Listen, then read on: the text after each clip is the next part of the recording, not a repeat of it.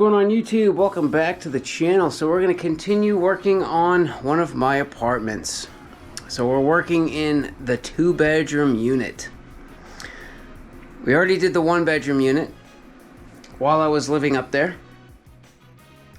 Didn't do a full gut up there. There's still horsehair plaster up there, but it's beautiful up there. Everything looks nice. There's new flooring, there's new bathroom, there's new kitchen. I mean, everything, new appliances, everything is new heating system. Like, everything is nice up there. Should last a while. You know, the only problem with upstairs is that there was no way for me to get new wires up there without coming through this unit. We had meth heads up there and drug addicts down here when I bought the place. The ones upstairs committed suicide, or one of them did. Then I moved in, and then, yeah, the people down here, I had to go through a huge court battle and evict them. It sucked, but now we have good tenants. We have good tenants, we have no more drug issues here. And we just finished this, this is the master bedroom in the 2-bedroom unit. This was like, it was kind of set up as a sunroom though. You know what I mean? It was French doors, no closet. This was just wall here. So we added this. This was never here. Now it has a closet. And a door. And a window. Well, it has 7 windows. And that's kind of what made this room really expensive, because there was 7 windows to do. It needed structural framing. It needed a ton of baseboard heat, because it have to go all the way out into the hallway.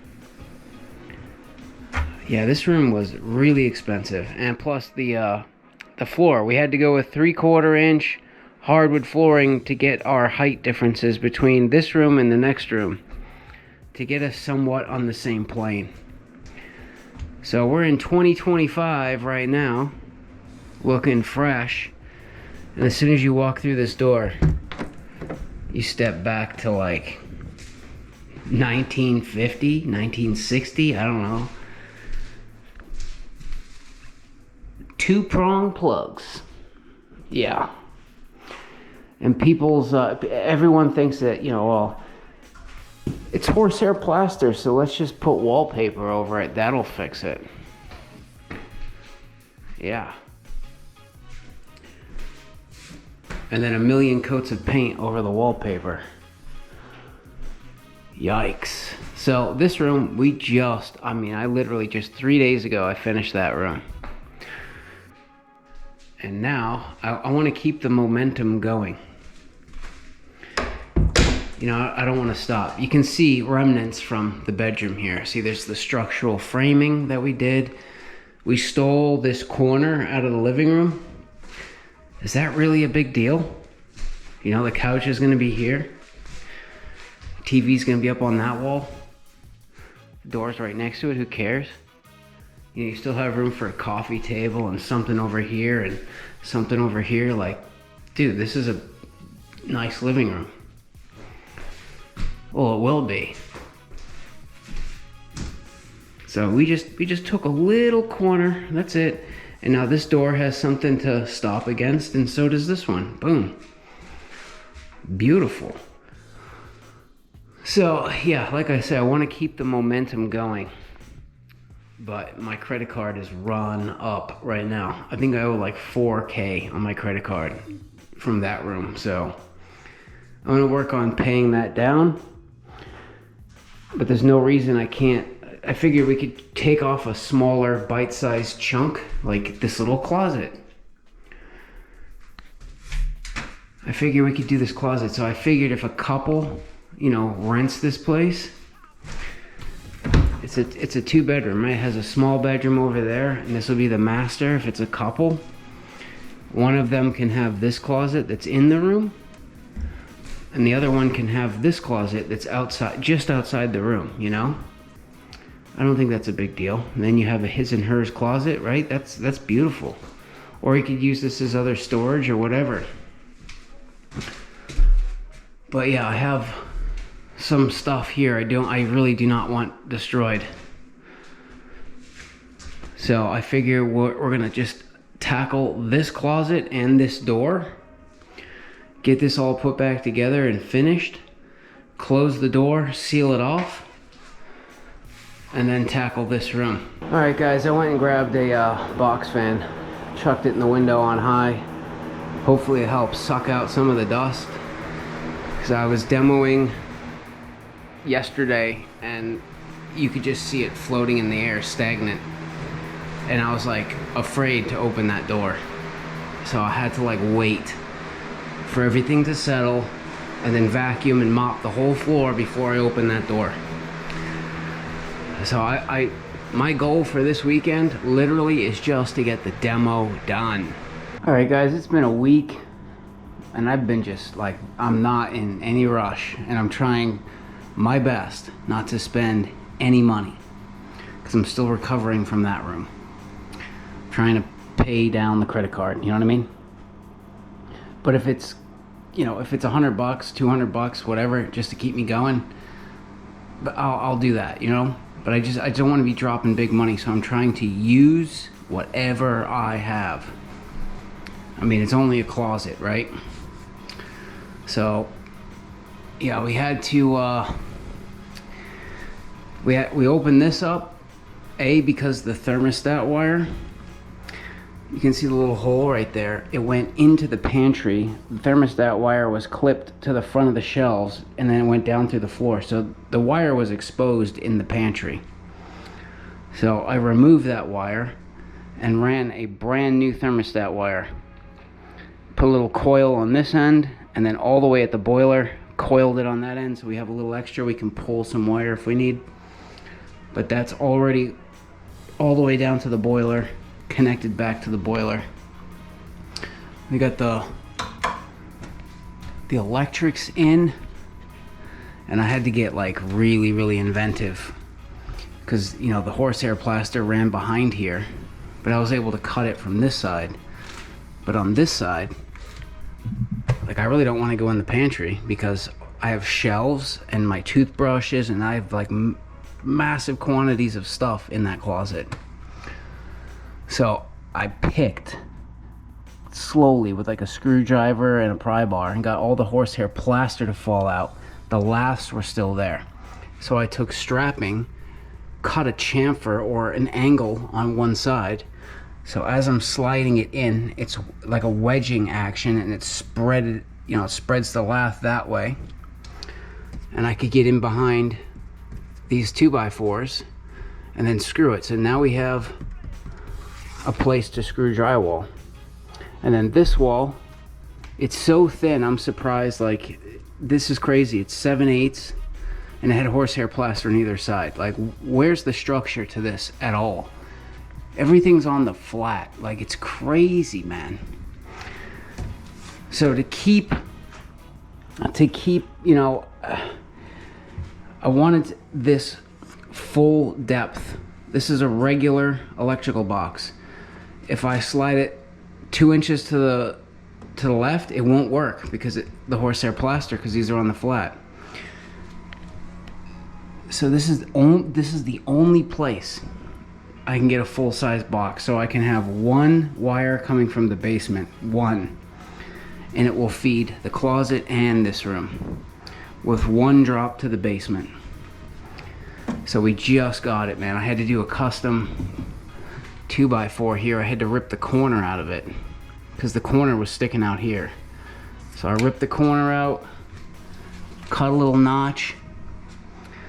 Now this is screwed to this. It's solid. I mean, this thing was flopping in the breeze. This side screwed to this, solid. Cut the nails up here, you know, made this level and screwed everything back in. I added screws like all over the place, down through the floor, up through the ceiling. Now this is tied in because before they just shot a nail into the lath. Over here they just shot a nail into the lath. But at least we're connected here, here, and there. This side, there's not much I can do. So I found some like the foam that you use for filling holes, except it comes out of the can, it sprays. It's like, yeah, it was like 40 bucks just to do this and this. It doesn't have very much, you know, square footage, but I sprayed that right onto the lath and plaster on the other side of the wall, so that'll help lock it in. And now we have insulation between this apartment and the common hallway. This stuff I had from a job site, it was gonna get thrown away. I knew it would come in handy. It's been in the basement for a while, but it's 1.5 inches perfect. Like, look at that. I wasn't gonna get anything else in this wall.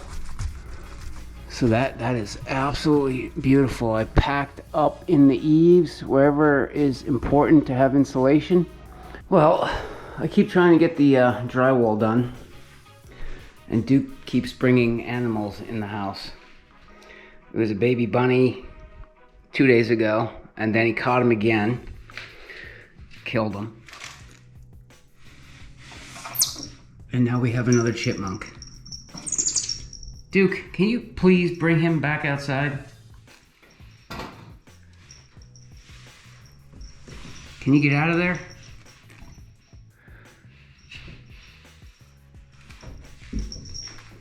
What the hell, man? Now I gotta catch a chipmunk and get him out.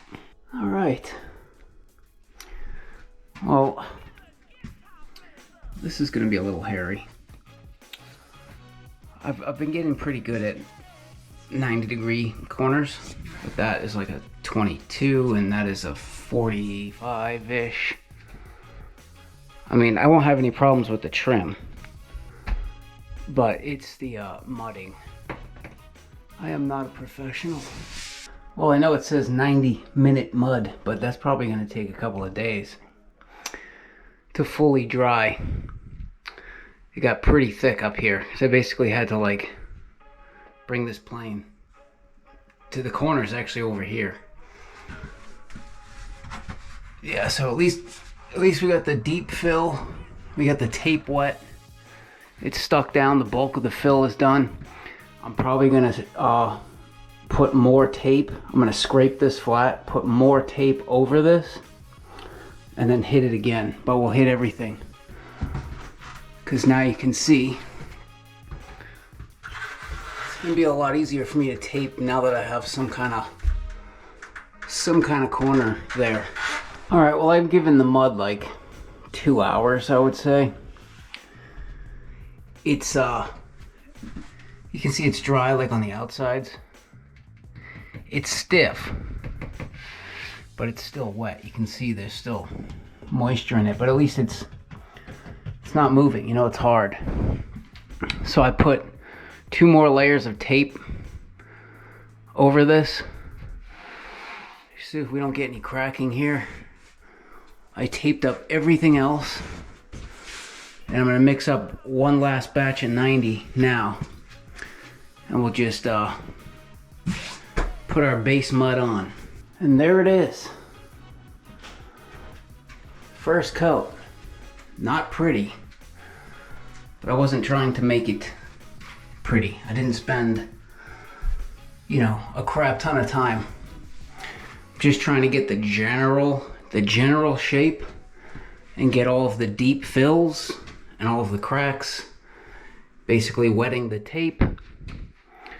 And this is going to be the glue that holds everything together.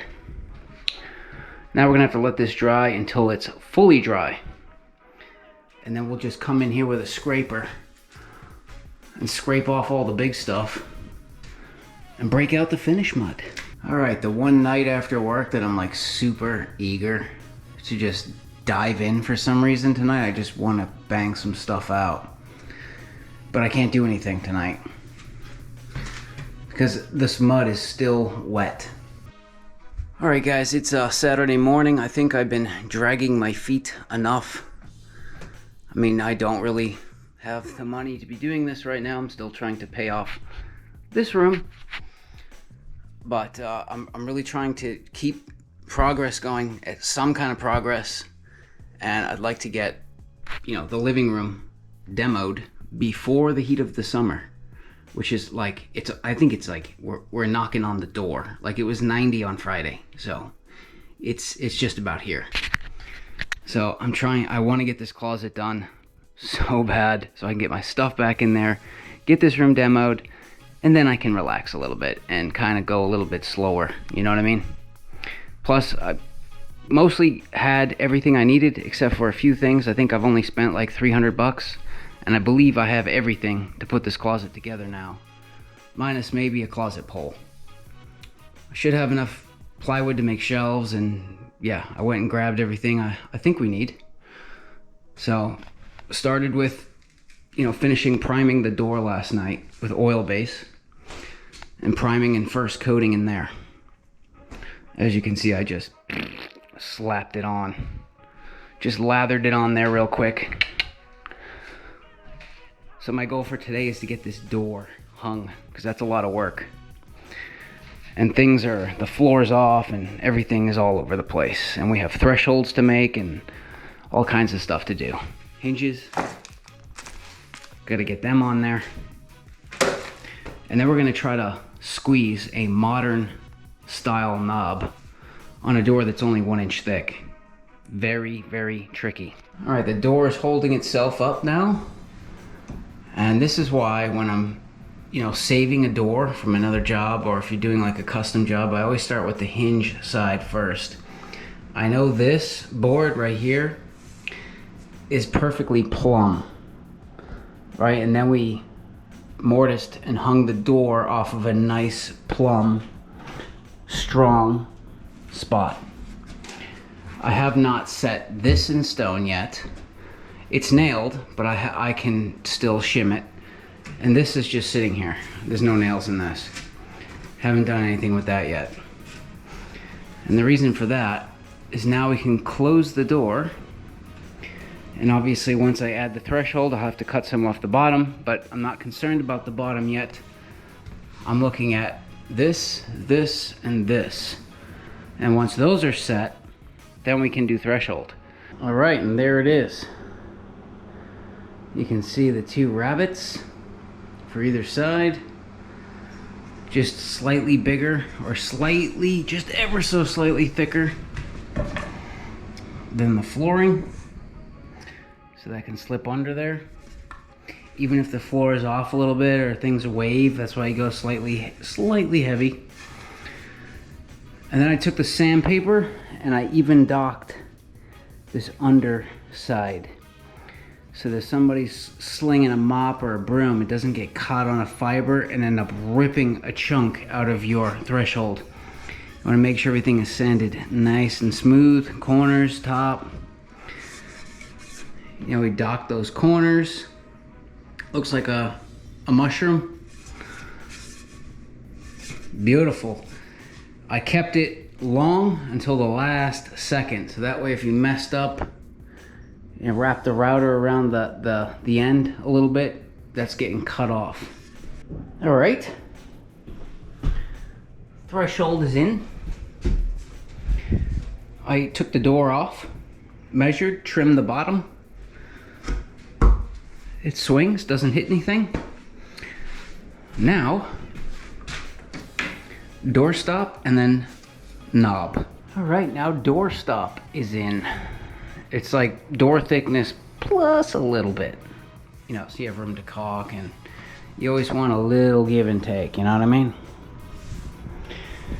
God, that's a lot of work. I mean, it probably seems like 10 minutes to you, but like I've been at this freaking all day. Several hours on one door, and we still have the knob. So here's the thing.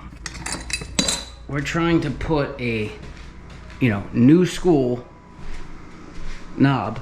And you can see this is a standard thickness door, and there's a little bit of material on either side there.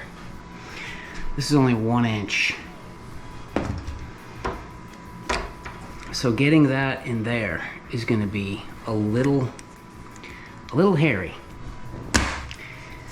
And you have to make sure not every knob is going to fit a 1 inch door. You You gotta make sure it'll at least clamp onto the door. Some will not. This just makes it so.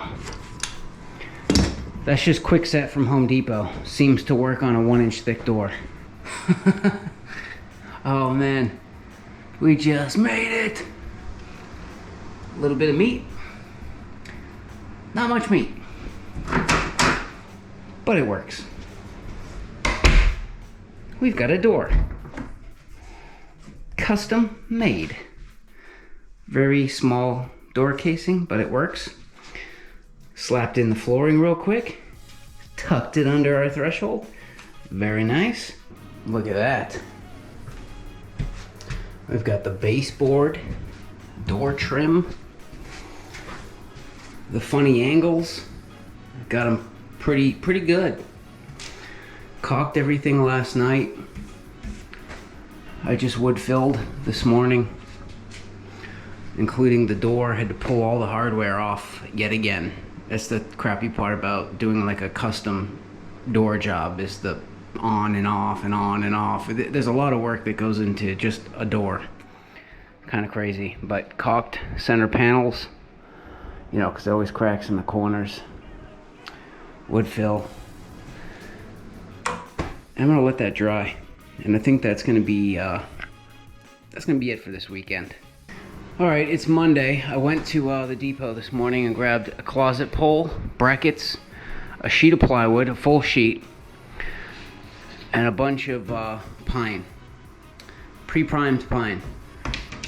And I've been just ripping stuff, making, this is gonna be the nosing for the plywood shelves. And I also grabbed this, it says gray. Gray. Does that look gray to you? No. That is way off, man. I don't know, I need something else. I'm gonna try something else. I want to try to get that a little closer. I'm terrible at stain. I got, like that, I said, I got extremely lucky with that. I mean, I got a really good match on that one. But that was pure luck. I am not a stain master, I tell you that. So I'm going to try to get that a little bit closer, and then it is what it is from there, you know.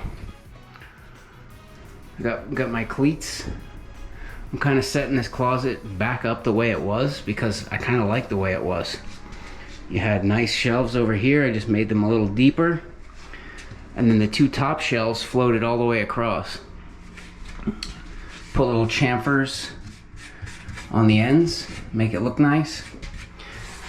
These aren't nailed in yet because I want to sand all of these cleats before I nail these in, and they're in my way.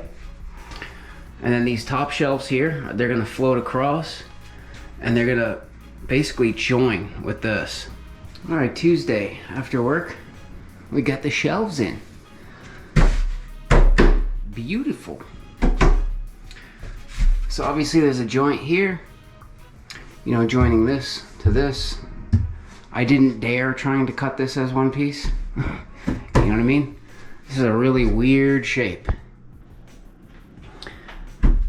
But I put wood glue in between this joint, which I cut by hand actually because I was too lazy to go grab clamps and a straight edge.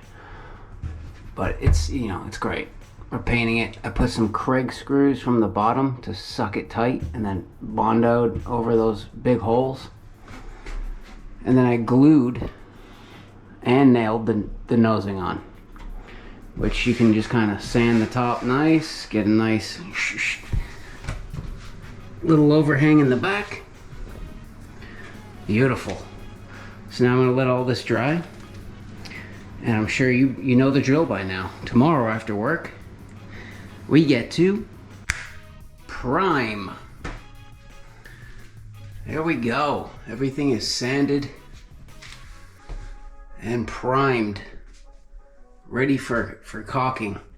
You know, this Home Depot pre-primed pine, I don't even know why they pre-prime it for you, because by the time you get all the roughness off, you're down to wood again. All right, guys, we're at the end of week 3, and it's crazy how much work goes into a closet. like it's a lot of work in a confined space. It's like a bathroom or a kitchen almost, because there's so much going on in one little spot. So obviously I could have got that done a lot quicker, but you know, funds have been tight because of this room right here, and him. You know, he's a very expensive cat. But yeah, I still got like a $2,000 left to pay off on my credit card. Probably would have been less, but I just added $400 more onto my credit card. So I'm sitting around like $2,000 that I need to pay off. So basically this closet cost me $400. But I had, like, you know, I had the door, I had the light switch, the wiring, the light. I had most of the flooring, the insulation, you know, the screws, stuff like that. But you know, everything else I had to buy. I had the paint, the primer. But this is nice. This is a fully gutted closet and remodeled, fresh, new, bright, white, clean. It's got a light now. It's got a nice pole, nice clean floor, a nice door, nice hardware, threshold.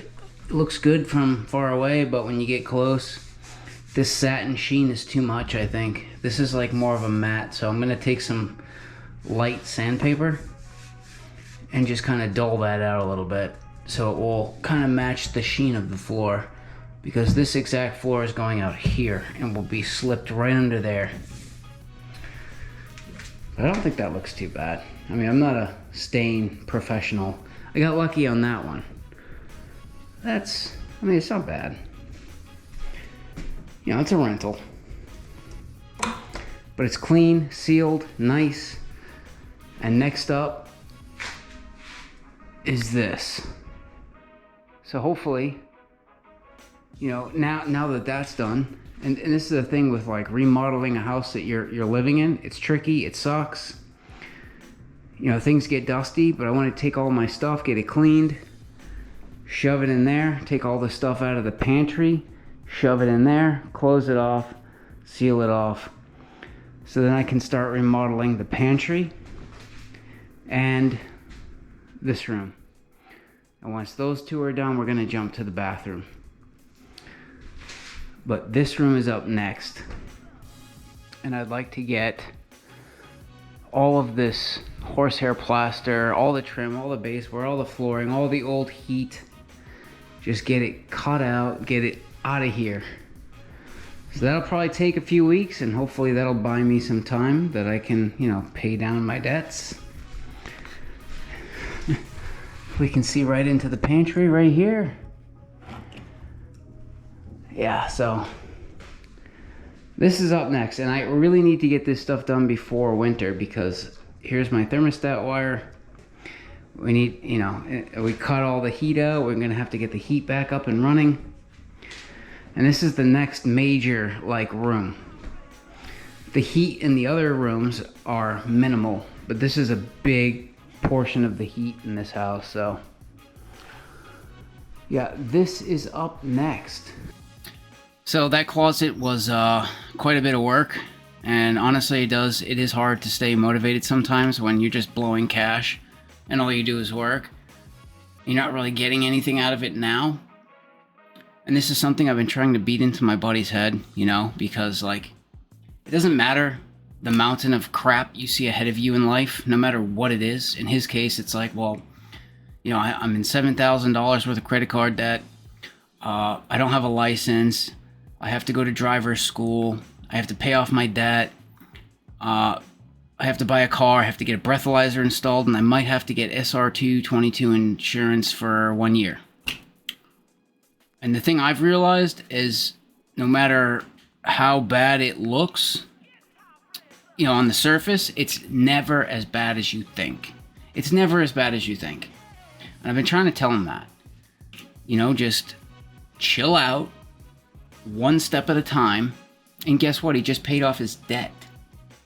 The $7,000 in credit card debt is gone. And he got a new credit card with, you know, cash back. So now I'm like, dude, Don't cancel the credit card. Use that cashback credit card for things you're going to buy anyways, and then pay it off at the end of the month, because you're going to get money back. You need to start doing stuff like that. You need to be smart. And it's still, I'm like, you got to come up with a 5-year plan minimum. You need something. You need a carrot out in front of the donkey. You know what I mean? You have to have something to work for. And you got to try to keep a positive attitude. Otherwise, attitude is everything. If you got a shit attitude, your life's going to be shit. And that's something I'm struggling to get that into his skull, you know? I don't know, slowly. Maybe he's coming around, but you know, I feel like if you're in the position to help somebody else out, you should. So I'm trying. You know what I mean? But I'm not going to let anything hold me down or slow me down. You know what I mean? It's not going to become a situation like that at all. And maybe at some point I will make a video of my 5-year plan, which I'm into it already by a couple of years, which we might need to extend it out a little bit now at this point. But yeah, I do have an overall plan and a direction that I'm heading. Like there's strategy here, there's steps here, and that closet was one of the steps. And the next step is the living room. So make sure you subscribe, give me a thumbs up. See you later.